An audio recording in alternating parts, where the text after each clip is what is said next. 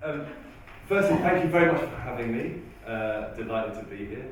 And I wanted to start with a bit of theatre. Just ask you guys to give yourselves a bit of a round of applause for the amazing work and the amazing course that you're a part of. It's amazing. So well done. I'm just doing that because when we go next door and I start tagging you off, you won't feel too bad. But the stuff that we've been talking about earlier, we were talking about how this course is really, really connected with industry and the type of work you're doing. It's really innovative and it's so rare. I mean, I've talked to quite a few courses in my lifetime, probably not enough, but certainly quite a few, and they tend to be very, very insular. So you're super lucky to be part of this. It's great. So I was thinking, what am I going to talk about? So I'm going to give you a little intro to me, my company. None of you really know me from Adam. There's me, there's Adam. Also joke, sorry. So I have an agency called Equator, which I started in 1999. It was in my living room, and there was just 3 of us doing it, and it was going to be one of the only integrated digital agencies that existed. We had this idea that all digital channels should be managed in one place. At that time, it was just websites and emails and a little bit of search, but not very much. It's pretty simple. It's grown a lot more complicated since then. But we started out with a couple of really important sort of visionary points. One of them was that we wanted to be global, not split east and west like in Scotland, and certainly not split north and south like in Scotland and England, but actually look globally. And I think that's one of the things that's been one of the keys to our success is actually we're not parochial. Sorry, I'm struggling with a bit of wine in me. Not parochial at all. That we fly up and down all the time. Our clients are national, if not international. And that was ever since we were 3 people. We're a lot bigger now. The other thing is that we felt it really important to create a close-knit team. That our team, regardless of size, was the most important asset, if you like, that we had. And that we wanted it to feel like a group of people that could go to the sort of measure was if we could all go to the pub on a Friday night and get on, then we're all set. That is the sort of environment that we wanted to create. And I think we've successfully done that, even though we've started to grow quite big. This is a shot of our studio in Glasgow. It's quite a nice big space we've got, and we're growing really fast.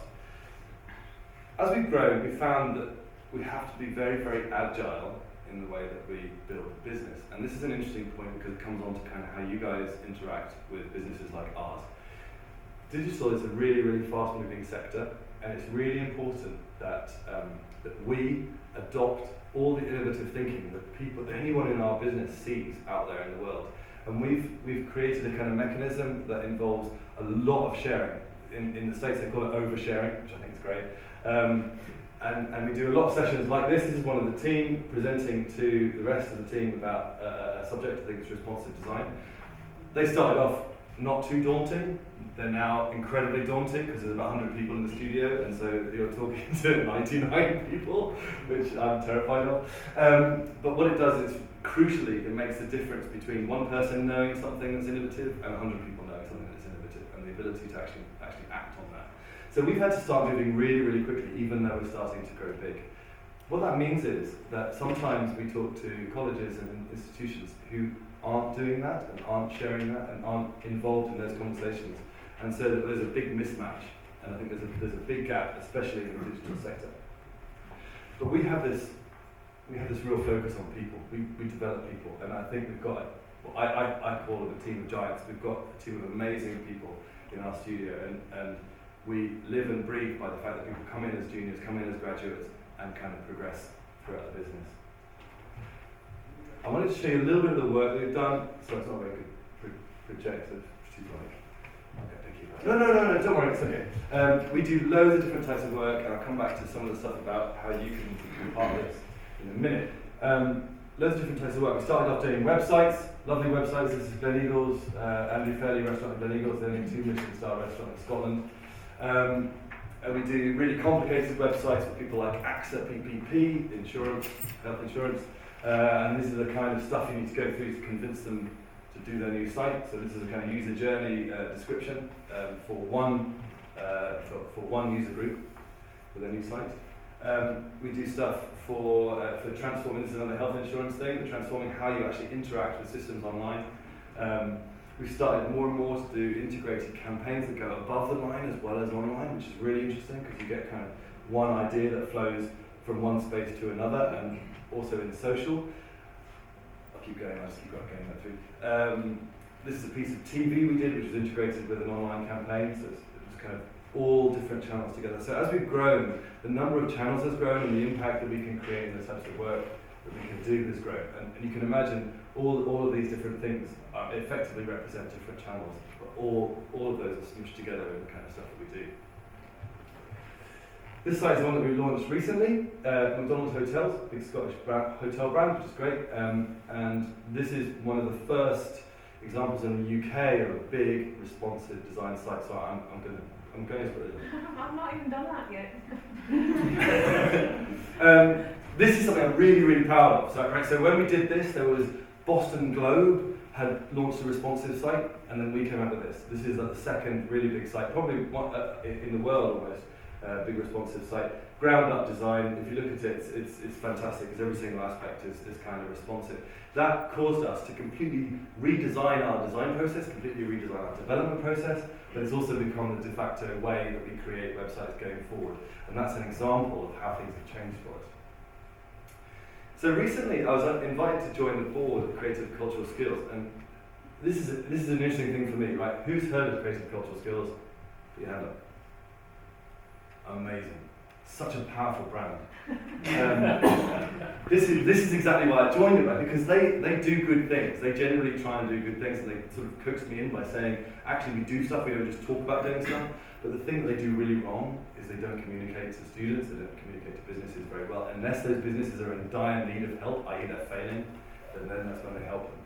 So I want to do something with creative and cultural skills, which is to move it forward, to make it a little bit more innovative, because there is a big gap in the way that I see the creative skills industry. This 9.3% is the percentage of people in the creative industry that get a job in the thing that they studied, right? When you think about that, that's pretty crazy. So there's a lot of people in creative industry that go off and do something else, which is still good, like me. I did product design and now I'm doing digital, so I might be part of the 80, whatever thing. But it's ridiculously low because there's this big gap. People go off and work in Tesco's or do all sorts of other things. It's not good enough, right? And what I want to do is to create a much stronger connection between students and between employers. And which is really why I'm here today, because you guys are that connection. You're already doing that. Not everybody's doing that. You're going through your course, sort of, probably you don't even realise it's special, but intrinsically connected to professionals, and getting that feedback very, very, very early on to say, that would never go to a client, that's not good enough, that's not a high enough level of thought.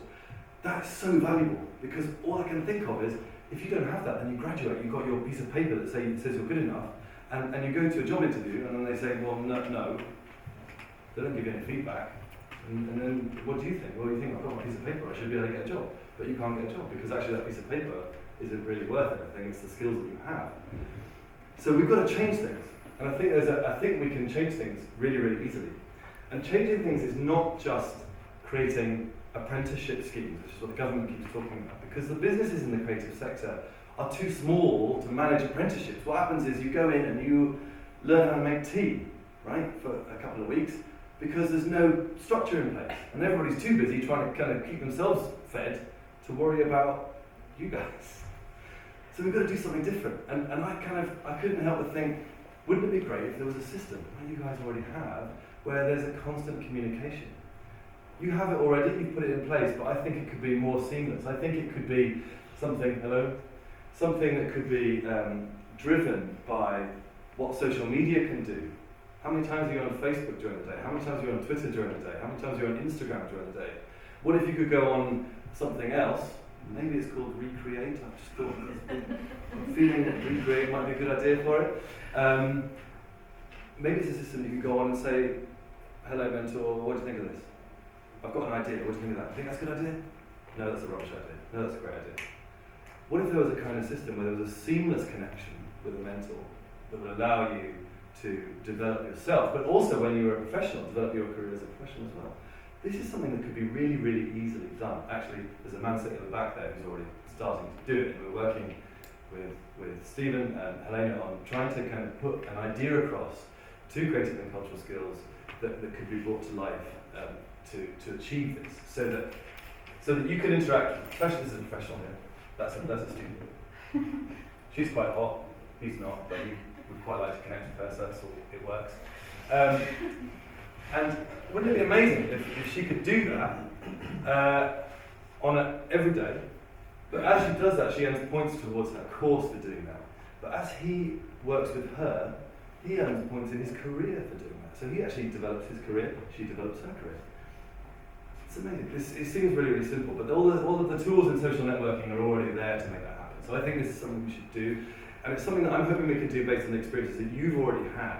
So Stephen and I and Helena are hoping that actually just introducing this to you guys means that you can start to feed back to us the experiences that you've had, and maybe the ideas that you have for how it could be better, how you could be better connected with professionals. I'd love to hear that. That's why I've stuck my Twitter handle right at the bottom of the page there, so that you can connect with me and just kind of send me the thoughts that you have.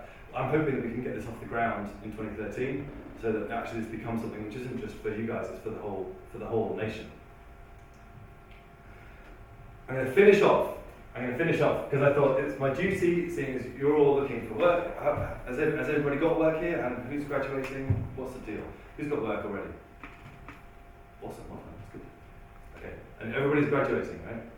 Okay, so what I thought I'd do is just give you 5 things, and not that are sort of unusual. What's that? No, right. you can Okay, I'm just paranoid now. 5 bits of useful information that are kind of, I suppose, non-standard to think about when you're looking to talk to employers. They're quite simple things to remember, but they're the sort of things that I feel, having interviewed hundreds of people over the years. So, first thing that's happening is your online reputation is more important than your CV, right? So, forget about CV, start building connections online. Start talking to people, start sharing with them what you're doing, start kind of building up these relationships so that you don't have to kind of send in a dry CV that actually doesn't tell you much about your personality. Forget about sending CVs to me or anybody else. CVs are rubbish, they're pointless. In our sector, they're awful. Send out attention grabbers. Think about an attention grabber. Best CV I've ever had was printed on a piece of wood, and it had like 3 pieces of information on it. It told me nothing about their career, but it stuck with me. And obviously you can go online and I can connect with that person. I can see what their rants are like on Twitter and how crazy they are. That's what gets them an interview.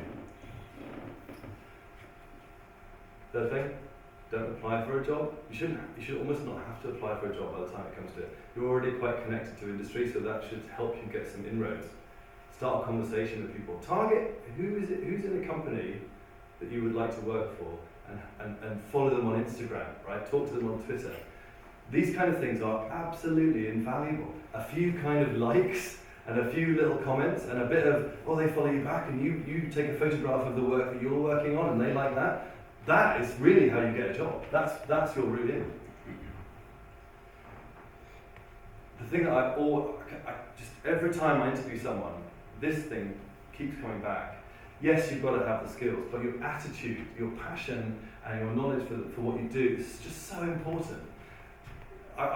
There's loads of people, you wouldn't believe this, there's loads of people I interview that just can't learn. They don't understand what feedback means.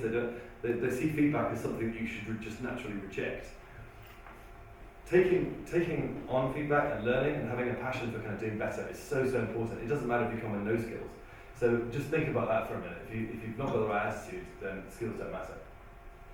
And finally, we all think that what we do is about doing pretty stuff, like nice typography, the right colour, the right photograph.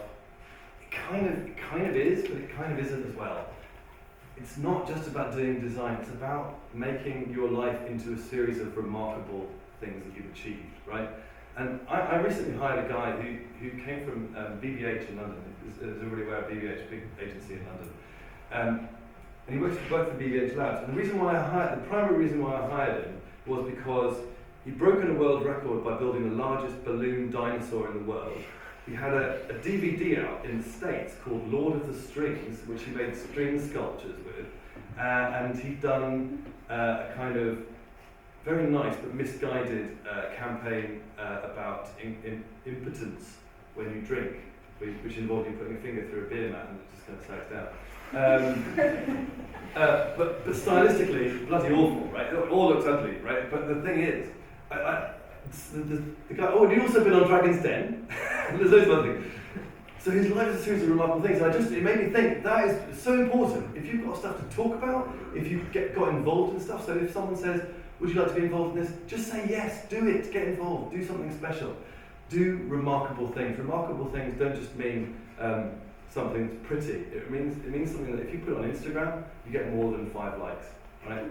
It's something that means it gets people talking. It's the sort of thing that I tell brands all the time to do.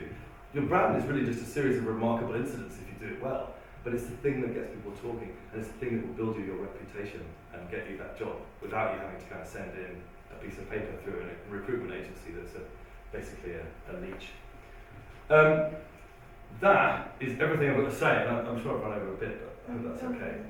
Thank you very much.